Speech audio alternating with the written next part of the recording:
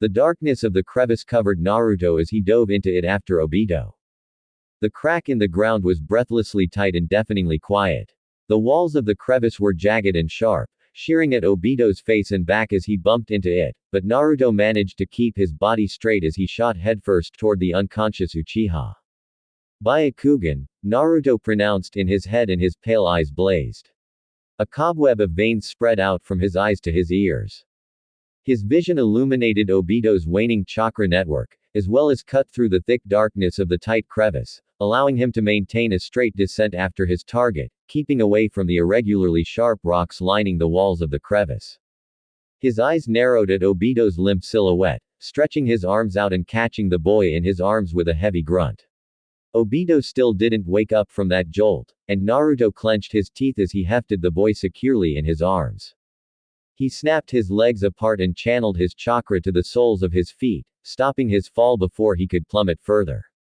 The sharp rocks of the crevice sliced into his upper arms and knees, and Naruto hissed, fighting to focus as he turned his eyes up to the top of the opening.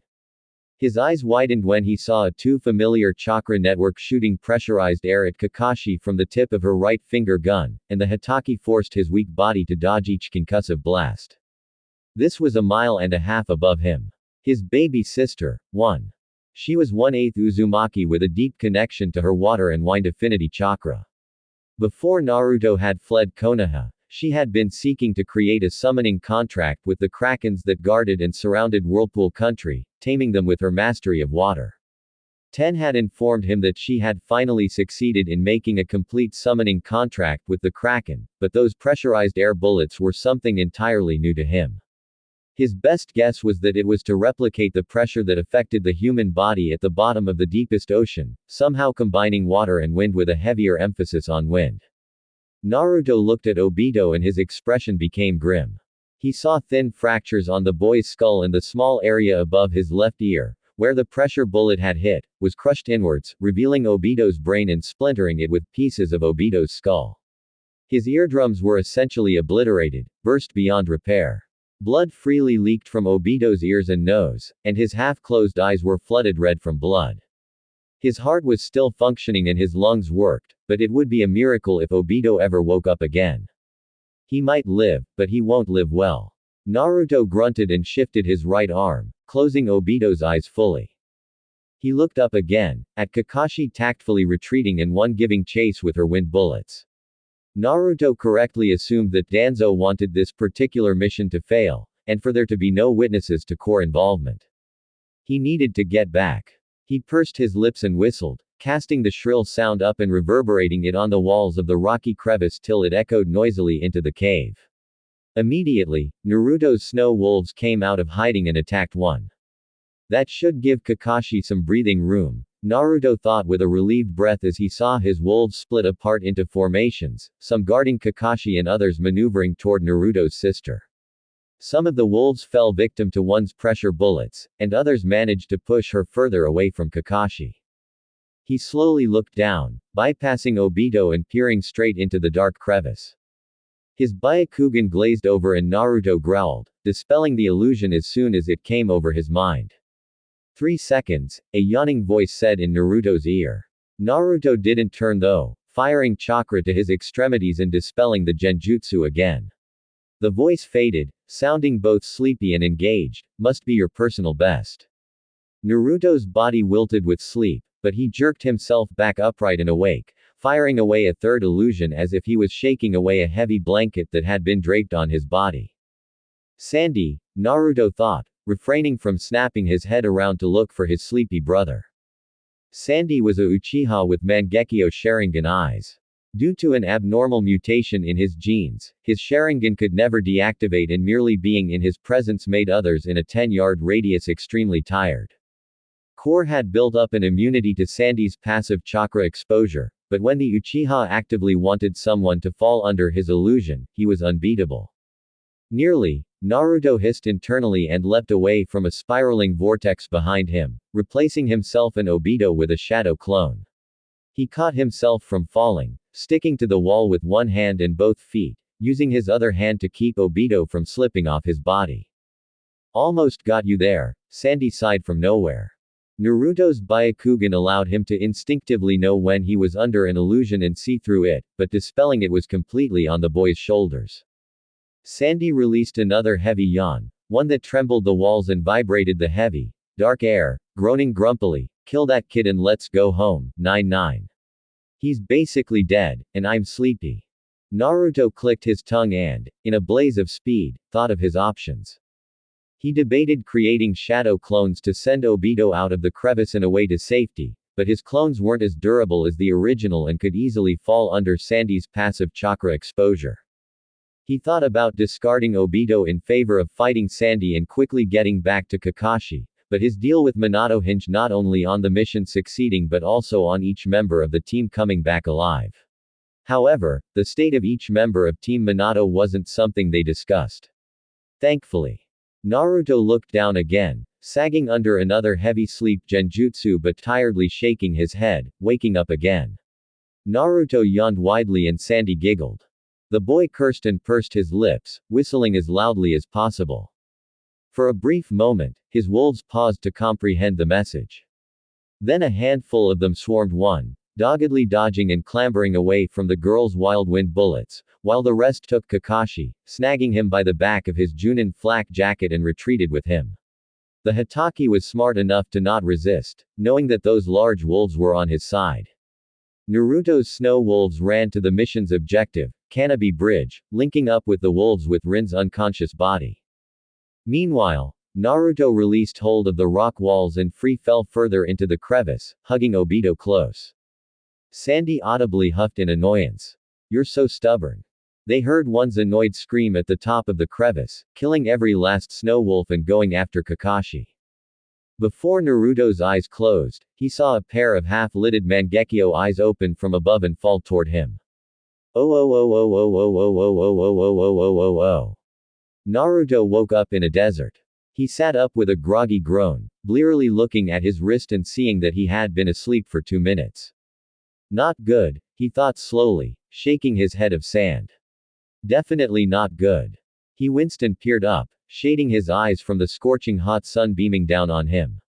It was blindingly bright and red, searing the skin of his face. My face. Naruto's mind reeled and he touched his face, realizing that his ski mask was gone.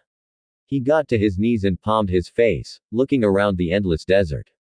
There was nothing in sight, even pushing his Byakugan to look further than the very edge of the world, and only finding endless sand and heat. He frowned with a sarcastic exhale. Fun. His Byakugan thrummed. A ripple of chakra raced across the sand and unsettled the air. The red sun twitched, with Naruto's immediate vicinity flickering from bright and hot desert to pitch black and stony, then back to the desert. In that split second, Naruto scrambled to Obito before the unconscious boy was covered again by the illusion, checking Obito's vitals and sighing with relief when he saw that the Uchiha was still alive, albeit barely. The Obito in his grasp crumbled into sand, passing through his fingers as if the Uchiha was a mirage. Naruto's eyes rolled up to the back of his head and he slumped forward, though before his temple could meet the sandy ground, he got his hands under him and pushed, springing forward into a roll and a front flip onto his feet, landing with a dramatic flourishing.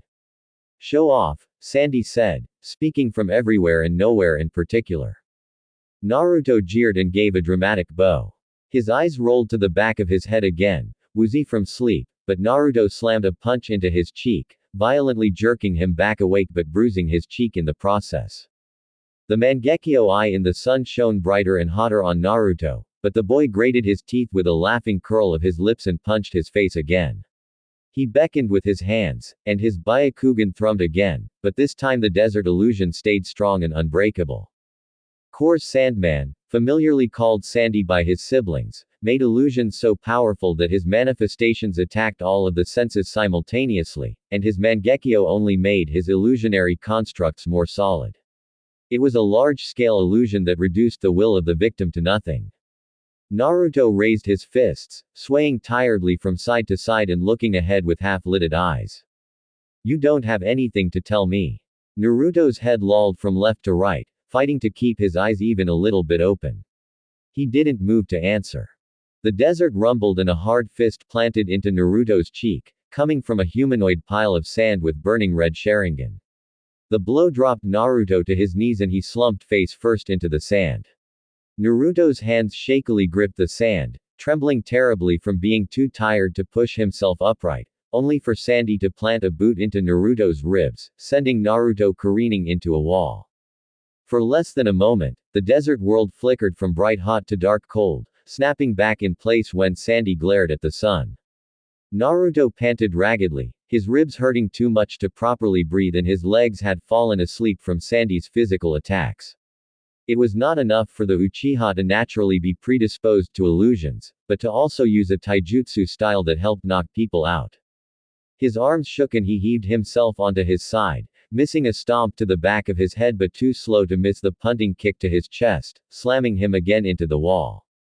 Naruto slumped against the wall, his head hanging to his chest. This time, the desert illusion held strong. We trusted you, and you ran. Sandy fully materialized, looming over his big brother with clenched fists and a vengeful glare. Naruto smirked a little, seeing from the blurry corner of his Byakugan that Sandy was completely awake, and exactly how he remembered him. Dusty brown and a childishly pudgy face that quivered with annoyance. Sandy lifted Naruto by his blonde hair and punched the boy in the gut, letting Naruto fall back with a painful wheeze onto his knees, then slumped to his side, laughing and coughing breathlessly. The Uchiha spat, his knuckles popping at how tight he was squeezing his fists. This isn't funny.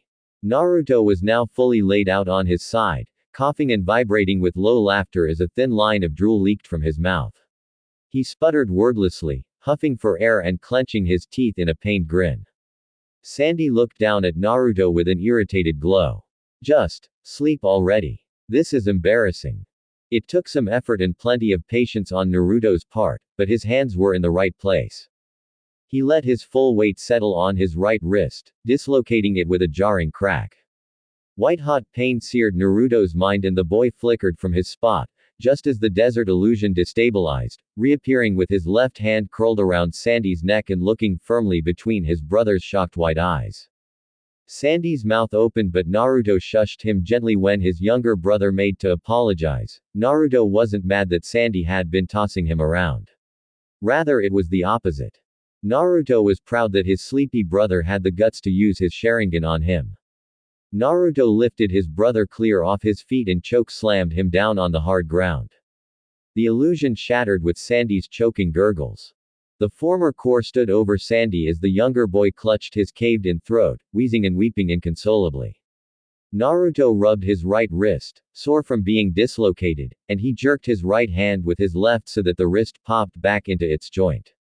He hissed through his teeth and closed his eyes, grunting as he regained the flow of chakra into his hand. Sandy's sobs echoed in that cavern, several miles at the bottom of the crevice, and his crying broke Naruto's heart. Naruto's eyes cut through the sightless darkness, once again confirming Obito's location. The boy was barely breathing and his brain activity was worryingly low. A pair of shadow clones burst from him and went to the Uchiha, gathering him up and clambering up the walls back to the surface. As they scaled the rock walls with their chakra, Naruto knelt on one knee beside his brother. In reaction, Sandy turned his back to him, still lying on the ground and holding his throat. An exasperated smile came onto Naruto's face and he rolled his eyes. It was too dark for Naruto to sign, so the former core used the next best thing. He rhythmically tapped Sandy's shoulder, speaking in Morse code. "You're being dramatic. It didn't even hurt that much." It sounded so much like it was Naruto's fault for being so rough in his retaliation and that Sandy was going to tell on Naruto to Danzo, and that brought a soundless chuckle from Naruto's mouth. "Not funny," Sandy huffed in a scratchy voice. Naruto shook his head, half-heartedly frustrated. "I keep telling you, if you can dish it out, you need to know how to take it." "I do know how to take it," Sandy complained with a pout, still refusing to turn to his brother. "You just hit too hard." Naruto scoffed and rolled his eyes again. "It wasn't even that bad." "It was." Sandy objected loudly. He slapped Naruto's hand away from his shoulder. "Don't touch me." Naruto smirked teasingly, tentatively tapping his Uchiha brother. "Sandman. I said, don't touch me." He curled deeper into himself, mumbling sourly. Traitor. A hard exhale came from Naruto's nose, frustrated at his brother rebuffing him. Sandy didn't move though, not intimidated by his big brother's grunt. He got up with a shrug, giving the other boy a parting shove. Fine. Be stubborn. Naruto's Byakugan eyes looked up to where his clones had taken Obito, rolling his shoulders.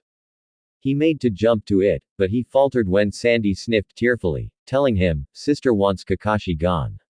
Naruto looked down at his stubborn brother, who petulantly kept his back to Naruto. He released a breath from his mouth and his shoulders sagged. "I know." He raced to the surface without any parting words to his brother. Oh oh oh oh oh oh oh oh oh oh oh oh oh oh oh. Clambering out of the deep crevice, Naruto was shocked at the sight inside the cave. Blood coated the walls and ground, with headless wolves laid haphazardly where they had been killed, their heads disintegrated completely, not leaving behind a single fragment of their skulls. The wolves that hadn't lost their heads had sections of their necks and torsos crushed to a paste, staining the ground where they were left to die of their wounds. Naruto's faultless eyes caught some of the marks on the dead wolves, circular suction marks that had taken chunks of flesh and fur from their bodies, matching the circular holes that were imprinted on the walls. There was also sweltering humidity in the air, bringing sweat to Naruto's brow and making his breath heavier. He counted close to 24 snow wolves, the shortest being as tall as Naruto.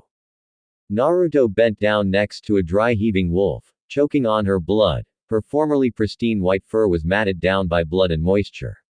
A section of her gut was crushed, separating her hind legs from the rest of her body. The boy comforted the wolf by gently scratching under her chin, sliding his hand to his side and quietly taking out a kunai. His expression was soft, shaking his head a little when the wolf tried to sit up to lap at his face with her tongue, but she was only able to loll her tongue from her mouth and weakly lick the knee close to her snout. Loyal to the bitter end, and too stubborn to easily die. The wolf didn't see Naruto's blade, even as he pushed it into her head, killing her swiftly and painlessly. Naruto closed his eyes and exhaled, releasing a quiet weight from his shoulders. His right hand rubbed the dead wolf's head, grunting as he yanked his blade from her head. His Byakugan hummed as his agitation increased, sighing and grinding his teeth. He didn't need to study the cave again to know that this reckless carnage wasn't following Core's principles of mission engagement. Core was methodical, calculating, and careful, only applying brute force and reckless abandon in scarce situations that were far out of logical control. Danzo would have wanted the assassination and failure of the mission to be subtle and quiet, no matter what hurdles one and Sandy encountered. Naruto knew one, nearly as much as he knew his other siblings, and this wasn't how she performed on missions. This was reckless. One wasn't reckless. One was never reckless. She only ever lost her cool once, and it was during a mission when Kakashi messed up, triggering an alarm that almost jeopardized the entire mission. Naruto's eyes opened and his face hardened as he frowned. Kakashi. His body briefly vibrated, and then he flickered away. Oh oh oh oh oh oh oh oh oh oh oh oh oh oh oh. Flashback. Naruto pulled out a fistful of shuriken and threw them at Kakashi, intercepting the 5 shuriken one had sent to the horrified Hatake. Kakashi was too surprised to move. Meanwhile, Naruto raced to his brother and tackled him out of the way of a volley of kunai, smoothly forming a shadow clone, and pushing both Kakashi and the clone away, prompting the clone to carry Kakashi to safety. He drew his ninjutsu and turned just in time to deflect one's ninjutsu, shoving her back and stepping in front of her again when she made to dip around him to get to Kakashi. The Jashin temple they had been tasked to steal vital documents from burned in the background, illuminating the hill it was built on with smoke and fire. Inside the building, the documents incriminating the hot water daimyo of colluding with the Jashin cannibals, that is Danzo's intended blackmail against the daimyo, burned alongside the building. The Jashin priests were all dead, but the mission was still a catastrophic failure. The girl wheezed through clenched teeth and stood with a tired hunch. She wasn't that much shorter than her brother, with her rust-colored hair styled into a bob cut and her light purple eyes glazed over with rage. Her black jumpsuit and shinobi sandals were singed from the fire. She pointed her weapon at Naruto and spitting venomously in an all too calm tone, "It's his fault this happened." Naruto shook his head, signing with both hands as best as he could while he still had his ninjutsu in his right. Take it easy on him. He's not core. Then why's he here? She spat again, losing the calm in her voice. What business does he have here? Naruto shrugged and he tried to smile to calm the situation. He just needs more in-field experience. Her lips curled back into a snarl, not reacting to the gas explosion inside the temple and stalking closer to her brother. The tip of her blade touched his chest, and that was when Naruto's easy-going smile dropped.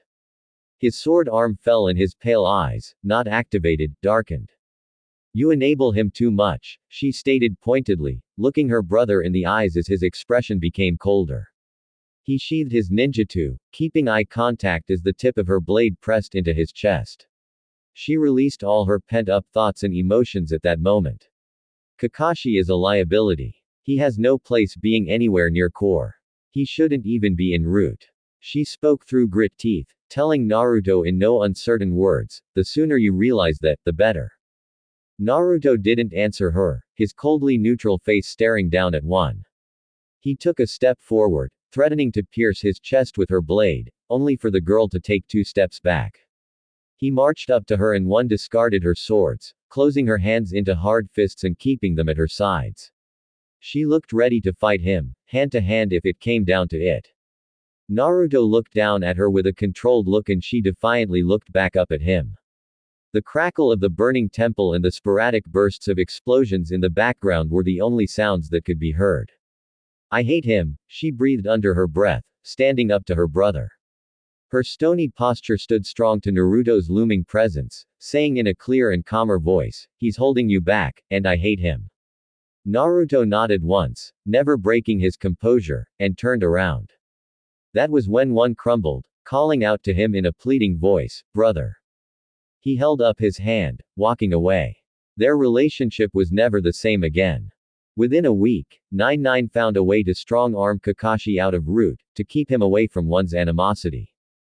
All the while, 99 kept away from one. Flashback end. Naruto ran so fast he could scarcely be seen. He caught up to and passed the 2 shadow clones carrying Obito, without giving them so much as an acknowledging look, tearing through the canyon as a faint blur with his Byakugan focused ahead. He reached a section of the canyon littered with Kiri and Iwa ninja corpses, most having entire torsos blow off, head, arms, middle, and all, with their blood spattered messily on every surface. He raced toward the sound of heavy thuds and rushing wind. Naruto had to skate a few yards on the slippery, bloody floor, before slipping onto the walls and running, flipping around an 8-foot-tall Iwa ninja with his whole stomach crushed into nothing. He wobbled with uncertain feet and lurched instinctively at Naruto when the boy rounded the corner, though he slumped forward into a dead comrade and died when Naruto stomped on his head, jumping off and skidding to a stop. They were dangerously close to the canopy bridge. Naruto wasn't worried about being caught or noticed by Iwa forces anymore. The boy clutched his chest, gasping for air and blinking to get the wooziness out of his vision. That was when he saw one. She was in her stealthy black shinobi clothes. The black gloves on her hands and bandages wrapped around her sandaled feet only allowed her face to be seen, having sickly purple suction marks dotting her face and under her chin. Her formerly purple eyes were pupilless black and her dark orange hair was soaking wet, longer and shaggier, not as kept as Naruto remembered. She resembled a black hole, shrouded in angry purple chakra that sucked light and sound inwards. Naruto had to fasten himself to the ground to keep from being lifted toward an unknown demise. In a nanosecond, Naruto's thoughts were a blizzard in his head as his Byakugan studied his sister. She was using Sage Mode, that much Naruto's eyes confirmed. The control and balance of her natural chakra and the nature chakra were all over the place. He also saw that aside from the suction marks materializing on her face, her skin was becoming mottly and slimy, resembling the texture of a squid. Ten had informed Naruto that one was learning Sage Mode through her new summoning contract, and since one was the one that created the summoning realm for the Kraken, wrote the summoning contract, and tamed a good portion of the Kraken into obeying her, one was almost certainly not sure what she was doing, aside from the pitifully lacking knowledge about Sage Mode in the root archives. Naruto was willing to bet that one had lost control the moment she activated her unfinished Sage mode. Kakashi and 8 surviving wolves were perched behind a slanting rock. The wolves were digging their claws into the rocky ground and Kakashi fought the pull with all his might, holding onto the fur of one of the wolves. By himself, Naruto didn't have the raw power to face one while she was using Kraken Senjutsu. He had to think outside the box. One pointed her right hand in their direction, fingers curled into a gun. Naruto didn't want to find out what a Sage mode-powered pressure bullet would do. His eyes lit up as an idea came to him. He removed a scroll from a seal on his wrist, and it rolled open. From it, Naruto unsealed a feral surprise in a plume of white smoke and shrill shrieking. A flurry of sharp wind lashed at the hand holding the scroll, turning the scroll into ribbons and savagely slashing Naruto's right hand. Samahata, as large as a behemoth and manically fraying its purple scales, cried with a deafening shriek as it was removed from the scroll by the person that incinerated its holder, but before it could turn on Naruto and shred the boy to pieces, it was violently pulled into the inhaling wind vortex. One's attention was broken from aiming the pressure bullet at her target in favor of whipping around in blatant surprise at the sudden appearance of the sentient sword. She blasted several pressure bullets at the sword, with the bullets crushing down large patches of Samahata's scales though they ate the chakra in each shot, using it to heal itself, until it slammed into one and collapsed on the girl, writhing and shredding with gluttonous glee. One and Samahata collided against a hard wall, with the girl being entirely covered by the massive sword. The pulling force stopped abruptly and Naruto dashed out from his position, getting to Kakashi as the boy collapsed onto his face and all of his strength left his body all at once. Naruto didn't often witness his wolves looking as relieved as they were the moment they saw him, but 5 of them piled on him and the other 3 fell in a dead faint. Their flak jackets were in several states of disrepair, hardly handing onto their bodies. Naruto chuckled soundlessly and futilely pushed away their snouts, inhaling gulps of air between their fervors licking. He patted their heads and ruffled under their chins as best as he could, trying to get them to calm down as they whimpered.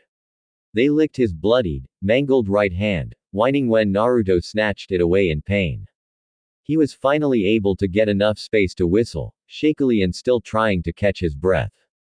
The wolves that had fallen unconscious groggily twitched but didn't get up to their feet, while those that had dog-piled the boy took a few steps back and sat on their haunches. Their tails wagged and their tongues hung from their jaws as they panted. Even sitting, they were just as tall as the boy.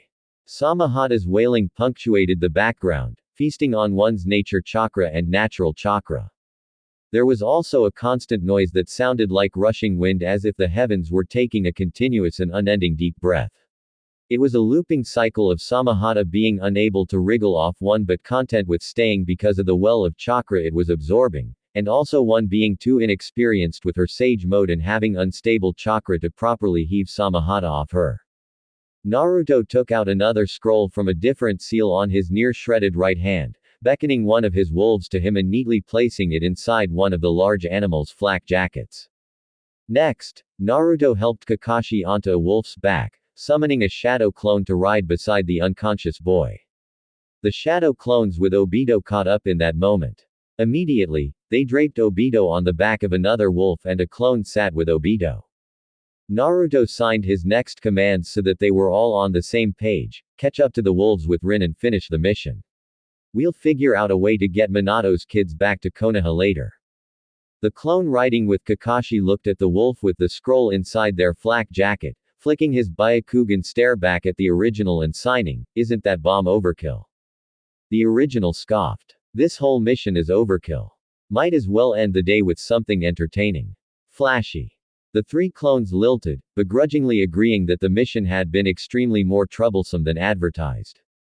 Minato was going to owe Naruto triple the original agreement for all of this stress. "Get going." Naruto waved them off. He stopped when he heard one of his clones snap their fingers at him, calling his attention. "What about you?" The clone signed. Naruto suddenly looked tired, his shoulders hanging and his eyes heavy with weariness. He shook his head, moving his hands. "I can't just leave her." He gestured to Samahata, writhing as it was attached to that rocky wall by one's suctioning ability, "Not like this." As much as she hurt him all that time ago, and as much as he hurt her and their family by running away, she was still his sister. He couldn't just leave her. The clones winced. The third clone crouched down by one of the three insensible wolves, running a hand through their thick brown fur. He looked over his shoulder at the original Naruto, nonverbally asking, "And them? I'll carry them back to Kumo myself if I have to," Naruto swore, not wanting to lose any more wolves to one's carnage. He pointed ahead, in the direction of the canopy bridge. "Go." Samahata's gleeful cries faltered and the clones left to complete the mission, just as the sentient sword began to make a panicked chattering sound. Little by little, Samahata turned to stone. Naruto rolled his wrists and readied for another fight. Like an uneven boulder, Samahata toppled off the rock wall and won, smashing onto the ground to the side. The girl on the other side, although cloaked in purple chakra, was covered head to toe in cuts and tears, her wounds weeping blood. Her crazed, pupilless eyes saw her brother, who clenched his hands and raised them. He swayed a little, physically overexerted and mentally taxed past his limits but too stubborn to bring his fists down. She clicked her tongue. TCH. Naruto sheepishly smiled, shrugging. Sup. Her concentration wavered, caused from also overexerting herself and trying to heal her wounds, and her sage mode flickered, eventually deactivating.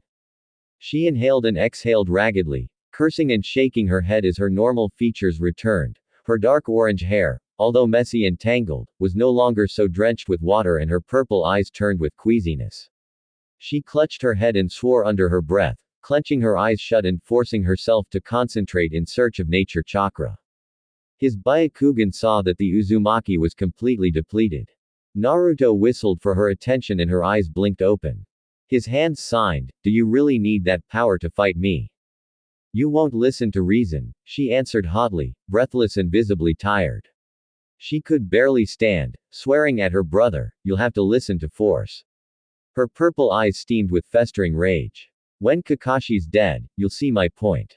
That chakra is hurting you, sister."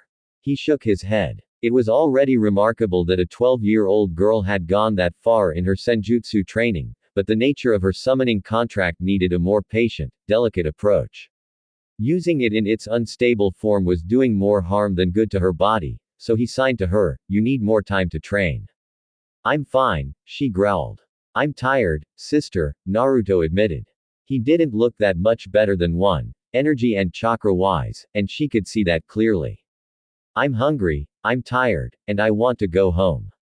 "Then come back home," she cried, her posture faltering as her hands came down from her head and clutched into fists, holding them to fight. "Please, brother. We need you. I can't go back there." "Why not?" One broke down, openly crying as she battled the urge to fall over. She shook her hands, forcing them to stay as fists. She stumbled forward, blubbering almost incoherently through the tears that blurred her vision. "Tell me why you can't come home. I promise I'll listen."